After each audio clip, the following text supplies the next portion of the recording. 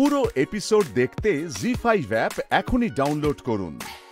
লুৎফা, কত বছর ধরে করছো এই কাজ? এটা দিদি মোটামুটি আমি 9-10 বছর বয়স, মানে ব্যাচ থেকে প্রায় 20 থেকে 25 বছর। পারিবারিক কাজ? হ্যাঁ, এটা অ্যাকচুয়ালি আমার মায়ের কাছ থেকে শিক্ষা। আমার মা এটা করতো, সেখান থেকেই আমি আমার মায়ের কাছ থেকেই শিখেছি। তখন আমার 9-10 বছর বয়স। আমার মা মানে আমরা 5 ভাই বোন তখন হয়ে গেছি মায়ের। তো 5 ভাই বোন হওয়ার পর আমার বাবা খুবই সামান্য একটা বেতনের কাজ করতো, মাত্র 20 টাকা বেতন। ভাবতে পারিনি যে সংসারে এত ছোট বয়স থেকে আমাকে হাল ধরতে হবে, বুঝতে পেরেছেন? তো এই কাজ মানে শিখেছিলাম বলে হয়তো আজকে পরিবারের পাশে দাঁড়াতে পেরেছি। আজকে মাও কি কাজই করতেন? হ্যাঁ, মা এই কাজই করতেন, তারপরে শিখে গেছো একদম। এখন ফুল, এখন পার ডে আমাদের রোজগার এটা 200-250 টাকা। ধরো এইরকম কটা বানাতে হয় দিনে? দিনে আমরা 40 কি 45 কি যেমন মালা বানাও। এই মালাগুলো কি হয়? এই কানের দুল, গলার হার, হ্যাঁ এগুলো দিয়ে? হ্যাঁ দিদি, এগুলো বাইরে এগুলো তৈরি হয়।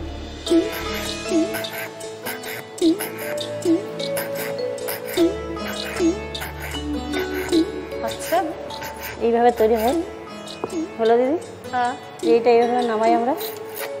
আচ্ছা, মানে গর্ত হয়ে যাচ্ছে সব। এবার গর্ত করে করে কি করবে এটাকে?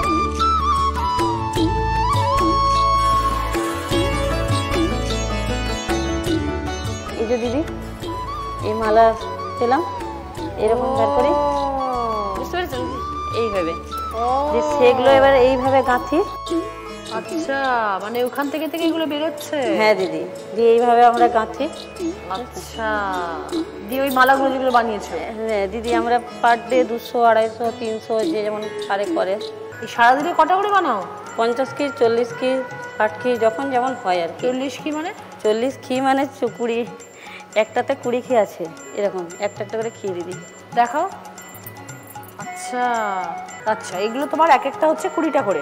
হ্যাঁ দিদি, এবার এগুলো 100 টাকা করে বিক্রি হয়? হ্যাঁ 100 টাকা করে দিদি। তুমি একাই করো না? হ্যাঁ দিদি, নামিয়ে আমাদের সকাল 6টার সময় বসি, তারপরে ওই 10টা পর্যন্ত একভাবে কাজ হয়ে যায়। তোমরা কয় ভাই বোন ছিলে? যখন 10 বছর বয়স দিদি, তখন আমার মানে 5টা ভাই বোন।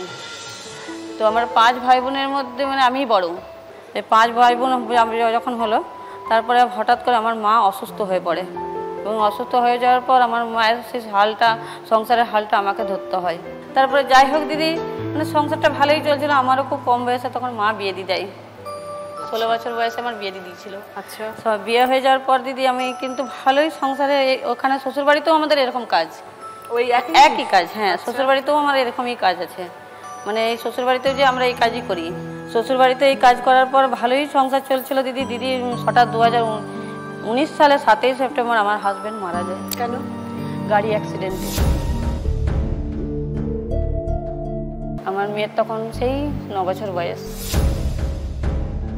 মেয়ে ছোটোবেলা থেকে খুব যোগাতেও ভালো, পড়াশোনাতেও খুব ভালো দিদি। আর আমিও এককালীন দিদি খুব মানে খেলাধুলায় খুব ভালো ছিলাম, বাঁকুড়া ডিস্ট্রিক্ট চ্যাম্পিয়ন ছিলাম। তো সেই স্বপ্ন পূরণ করার জন্য মেয়েকে আমি ছোটোবেলা থেকে কিন্তু ওই বিষ্ণুপুরে বাপের বাড়ি সেখানে রেখে দিয়েছিলাম। ওর বাবা আর আমি বাড়িতে থাকতাম।